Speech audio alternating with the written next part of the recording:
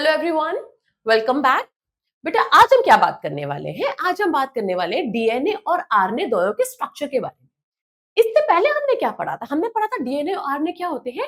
Polymer of nucleotides होते हैं। ठीक है, ये पॉलीन्यूक्लियोटाइड्स होते हैं, एक ही बात है। वैसे तो हमने ये चैप्टर ना क्लास 11th में भी पढ़ा होगा, बायोमोलिक्यूल्स में, है ना? उनका स्ट्रक्चर, डीएनए आरएनए का स्ट्रक्चर पढ़ा होगा उसमें। ठीक है, हम यहाँ पर भी बात करते हैं। हमने क्या देखा कि डीएनए और आरएनए क्या होता है? पॉलीमर ऑफ न्यूक्लियोटाइड्स है। ठीक है, तो पॉलीमर ऑफ न्यूक्लियोटाइड्स के बारे में बात कर रहे हैं ना। पॉलीमर ऑफ न्यूक्लियोटाइड्स, ठीक है। पॉलीमर ऑफ न्यूक्लियोटाइड्स, तो ये तो हमने देख लिया था। पॉलीमर ऑफ न्यूक्लियोटाइड्स मतलब चेन है ना, ये न्यूक्लियोटाइड है, एक ये न्यूक्लियोटाइड है, मतलब बहुत सारे न्यूक्लियोटाइड्स हैं। इनको क्या बोल रहे हैं हम? पॉलीन्यूक्लियोटाइड्स है। और क्या है बेटा? ये किसमें आपस में किससे अटैच है? ये चेन है, ये है ना। तो ऐसे बहुत लंबी चेन हो जाएगी तो क्या हो जाएगा? पॉलीन्यूक्लियोटाइड्स हो जाएंगे। ठीक है, तो हम बात करें किसके बेटा? डीएनए और आरएनए के स्ट्रक्चर के बारे में। डीएनए और आरएनए के स्ट्रक्चर के बारे में बात कर रहे हैं। ठीक है, आपको पता है कि डीएनए और आरएनए क्या होते हैं? पॉलीन्यूक्लियोटाइड्स होते हैं। तो ठीक है मैम, न्यूक्लियोटाइड्स क्या होते हैं ये बताइए, है ना। अब इतनी देर से हम लोग बात कर रहे हैं पॉलीमर ऑफ न्यूक्लियोटाइड्स या पॉलीन्यूक्लियोटाइड्स। न्यूक्लियोटाइड्स क्या है?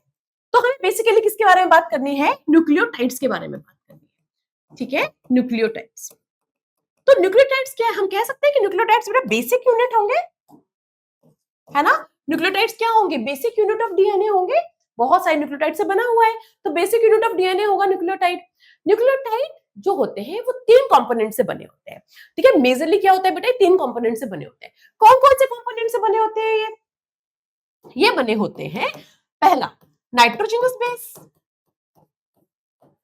Nitrogenous base. Second, sugar. और थर्ड क्या हो जाएगा आपका? फॉस्फेट। ठीक है, तो ये तीन कंपोनेंट्स होते हैं किसके अंदर? न्यूक्लियोटाइड के अंदर। ठीक है, हम एक एक करके बात करते हैं। सबसे पहले हम किसकी बात करते हैं? हम बात करते हैं नाइट्रोजनस बेस की। ठीक है, नाइट्रोजनस बेस के बारे में बात कर लेते हैं। नाइट्रोजनस बेस, नाइट्रोजनस बेस के बारे में बताऊं बेटा, है ना। जैसे नाम कह रहा है नाइट्रोजनस बेस, इनके तो नाम में नाइट्रोजन है ना, नाम में ही नाइट्रोजन दिख रहा है। मतलब ये एक ऐसे मॉलिक्यूल्स होते हैं जिनमें कार्बन और नाइट्रोजन दोनों होता है। मतलब ये हेटेरो कंपाउंड्स होते होंगे। हाँ होते होंगे, है ना बेटा। तो ये क्या, अगर इनके बारे में बात करें, मैम इनके बारे में कुछ कुछ बता दो कि क्या क्या होते हैं। नाइट्रोजनस बेस है क्या? नाइट्रोजनस बेसिस क्या है बेटा? दो तरीके के होते हैं। एक होते हैं प्यूरिन, है ना, और दूसरे क्या होते हैं आपके? पिरिमिडीन। ठीक है, ये क्या होते हैं? रिंग लाइक स्ट्रक्चर्स होते हैं। क्या होते हैं बेटा? रिंग लाइक स्ट्रक्चर्स होते हैं। तो हम इनको हेट्रोसाइक्लिक रिंग बोल सकते हैं। क्या हम इनको हेट्रोसाइक्लिक रिंग बोल सकते हैं? बोल सकते हैं।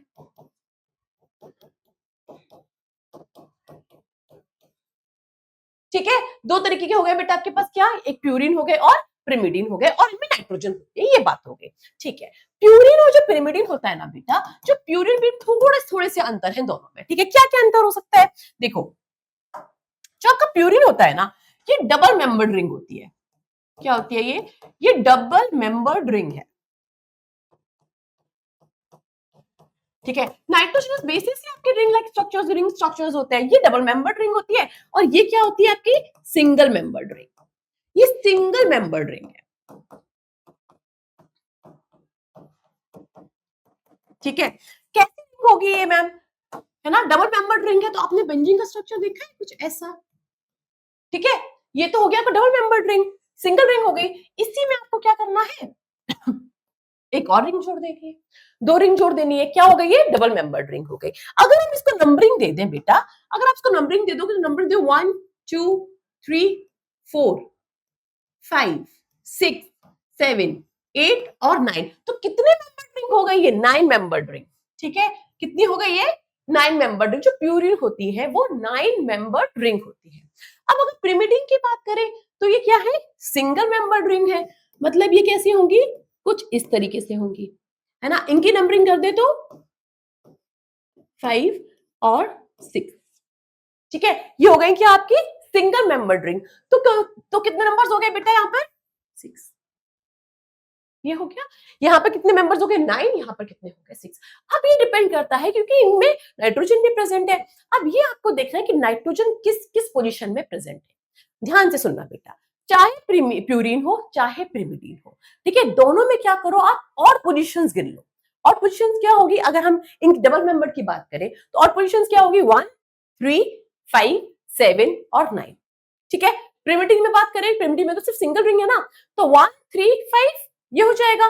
दोनों में से फिफ्थ पोजीशन को हटा दो और पोजीशन तो दोनों में काउंट कर लो और फिफ्थ पोजीशन को हटा दो। तो यहाँ पर कौन कौन सी में नाइट्रोजन प्रेजेंट होगा 1, 3, 7 एंड 9, ठीक है। तो नाइट्रोजन कहाँ का प्रेजेंट है बेटा, अगर नाइट्रोजन की बात करें तो नाइट्रोजन कहाँ का प्रेजेंट होगा 1, 3, 7 और 9, करेक्ट है। अगर प्रिमिटिव की बात करें तो कहां प्रेजेंट होगा 1 और 3 ओनली, 5 नहीं, 5 को छोड़ देना है दोनों में, ठीक है। तो आपसे क्वेश्चन पूछा जा सकता है कि नाइट्रोजन किस किस पोजीशन में प्रेजेंट है, प्यूरिन में भी और पिरिमिडिन में भी। ये बात आपको समझ में आ गई, समझ में आ गई। दूसरा मेन पॉइंट यहाँ पर क्या था बेटा, यहाँ पर मेन पॉइंट ये था कि हेट्रोसाइक्लिक रिंग होती है, ध्यान रखना, ये नीट में भी आया था ये वाला क्वेश्चन, ठीक है। तो ये दो बातें हो गई इनकी। एग्जाम्पल की बात कर लो कि प्यूरिन का एग्जाम्पल क्या है और पिरिमिडिन का एग्जाम्पल क्या है। प्यूरिन का एग्जाम्पल है बेटा एडेनिन और ग्वानिन। क्या एग्जाम्पल है, एडेनिन और ग्वानिन, ठीक है। पिरिमिडीन का एग्जांपल क्या है, साइटोसिन, यूरेसिल और थाइमिन। कैसे याद रखेंगे, याद रखेंगे आलू गोभी, adenine guanine, cut, CUT, cytosine, uracil और थाइमिन, मतलब आलू गोभी को कट करना है, ठीक है। तो आलू गोभी cut, adenine guanine cytosine uracil और थाइमिन, ठीक है। ये बात आपको समझ में आ गई। तो ये बात किसकी हो गई बेटा, नाइट्रोजनस बेस की हो गई। नाइट्रोजनस बेसिस क्या होते हैं, ये वो कंपाउंड्स होते हैं जिसमें नाइट्रोजन और कार्बन दोनों प्रेजेंट होता है और ये क्या होती है, हेट्रोसाइक्लिक रिंग होती है। हम जल्दी से इस पूरे चार्ट का क्या करते हैं, क्विक रिवीजन करते हैं। कुछ स्मार्ट पॉइंट्स मैं आपके लिए लेकर आई हूं। क्या है nucleotide, nucleotide is made up of 3 components. कौन कौन सा था बेटा, nitrogenous base, sugar and phosphate, ये मैंने आपको बताया था, ठीक है। शुगर के बारे में अगर बात करें ना बेटा, जो शुगर होती है वो 5 कार्बन शुगर होती है, 5 कार्बन शुगर होती है ना। इसको पेंटोज शुगर भी बोलते हैं बेटा, क्या बोलते हैं, पेंटोज शुगर, ठीक है। पेंटोज शुगर कैसी शुगर होती है, एक रिंग लाइक स्ट्रक्चर होता है ये भी, है ना। इसको हम बोलते हैं फ्यूरान रिंग। क्या बोलते हैं इसको, फ्यूरान रिंग। फिलहाल ये वाला जो शुगर वाला टॉपिक होगा ना, इसके नेक्स्ट वाले शॉर्ट में मैं आपको बताऊंगी। अभी हम यहाँ पर सिर्फ न्यूक्लियोटाइड में नाइट्रोजनस बेस ही पढ़ रहे हैं, ठीक है। तो नाइट्रोजनस बेस, शुगर और थर्ड क्या होता है, फॉस्फेट। इन तीनों को मिला के हम क्या बोलते हैं बेटा, न्यूक्लियोटाइड बोलते हैं। तो हमने नाइट्रोजनस बेस में क्या पढ़ा, नाइट्रोजनस बेस जो होता है उसमें दो चीजें होती है, एक प्यूरिन होता है और एक पिरिमिडिन होता है, ठीक है। प्यूरिन जो होता है वो डबल रिंग स्ट्रक्चर है और पिरिमिडिन सिंगल रिंग स्ट्रक्चर है, अभी हमने देखा। 9 मेंबर्ड रिंग है और ये 6 मेंबर्ड रिंग है। नाइट्रोजन कहां कहां प्रेजेंट होगी, दोनों में ऑड पोजीशंस पे प्रेजेंट होगी, सिर्फ फिफ्थ पोजीशन को हमें हटा देना है। एग्जांपल क्या होगा, आलू गोभी, गोभी कट, कट, ठीक है। तो आपको ये दो बातें नाइट्रोजनस बेस के लिए फिलहाल ध्यान रखनी है। नेक्स्ट वाले टॉपिक में पढ़ने जा रहे हैं हम शुगर, ये वाला, ठीक है। ये बहुत इंपॉर्टेंट है, आपको ध्यान से पढ़ना है, तो इसके लिए आप मेरे साथ बने रहिए। आएंगे नेक्स्ट टॉपिक।